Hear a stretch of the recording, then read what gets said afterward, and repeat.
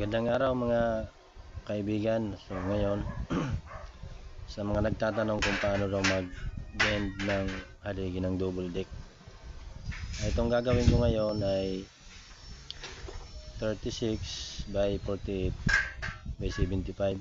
36 yung sa taas, 48 yung sa baba, at saka yung haba niya ay 75. So ngayon ilalatag natin yung dalawang haligi sa likod na kasi yan yung pagpapatungan natin ng i-bend na haligi. So kung ano yung taas ng double deck, ganun din yung 2x2 na ilalatag natin. Ngayon yung sinusukat ko, yung sa gitna 36 yan, yung dito naman sa malapit sa akin 48. Ngayon nilagay na natin yung sa bandang baba sa may paa na 20 inches ang taas, at dito naman sa taas 15 inches. Pagkatapos nyan, sukatin natin yung sa gitna. Yan.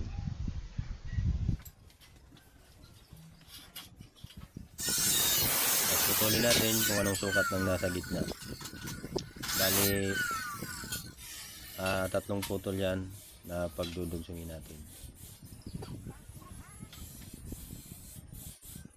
Ngayon kung saan yung nagsasalubong, ayan ganyan, dyan natin siya guguhitan kasi yan yung pinakakilikili niya. Pag tinabas na natin yan, ganon din sa baba, ganon din yung gagawin, guguhitan din. Ayan. Yun, napakadali lang.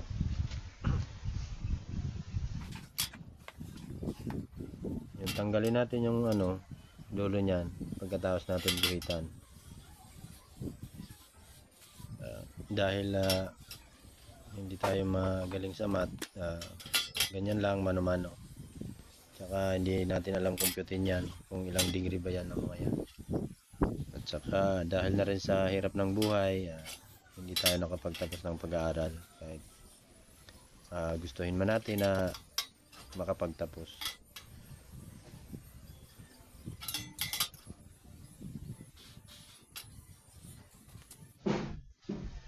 Mga marunong, alam na yan. Para lang ito sa mga hindi marunong. Kasi ako hindi naman talaga ako marunong, na-discover ko lang naman yan.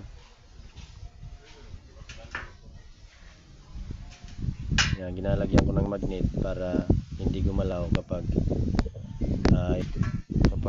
i-spot na natin. Kailangan hindi yan gumalaw para maganda yung yung pagkakabend, hindi baliko at hindi rin unat. Ayan, gayahin nyo lang yan sa mga baguhan lang. Alam ko naman na yan yung pinakamahirap gawin, yung pagbend ng haligi ng double deck. Nung una nahirapan din ako kasi hindi ko naman yan pinuputol, kinakaltas-kaltasan ko lang. Minsan sobra at minsan naman kulang, kaya mas matagal gawin. Yan lang yung pinakamahirap.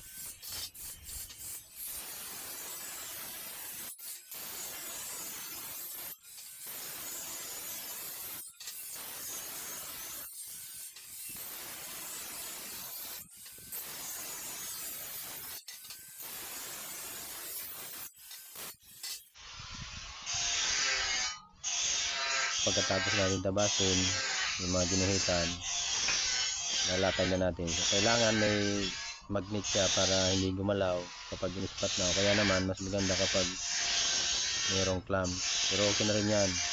Importante hindi lang siya gumalaw kapag in-spot na. So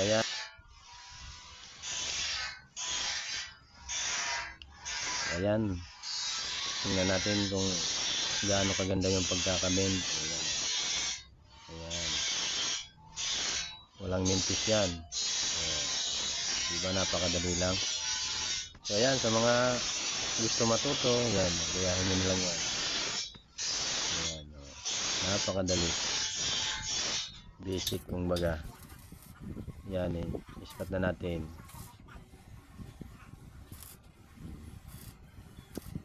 Yung mga ganyang bagay hindi na natin kailangan ipagdamot yan kasi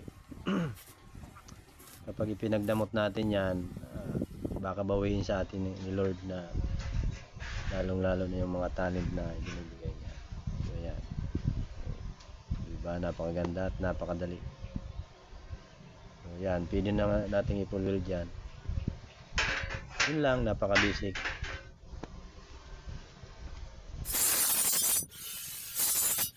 Yan, sa pag-welding naman pala, depende kasi sa brand ng welding machine.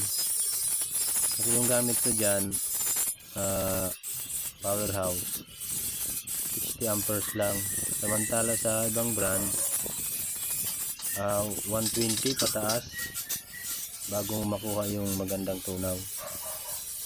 So yun, hindi pare-pareho yung tunaw ng welding machine. Ayan, salamat sa inyong lahat sa panonood, sa mga followers, sa mga sumusuporta. At salamat na rin sa nag-request na gawan ko sila ng video na kung paano ba i-bend yung haligi ng double deck. So yan, dahil sa kanila na nakagawa ko ng ganitong video para naman may tulong ako sa iba na gusto rin matuto. So hindi naman natin kailangan ipagdamot yan dahil alam ko naman na kailangan din nilang matuto, lalong lalo na gusto rin nila maghanap buhay na kagaya nitong ginagawa ko. So ayan, salamat sa panonood. God bless sa inyong lahat.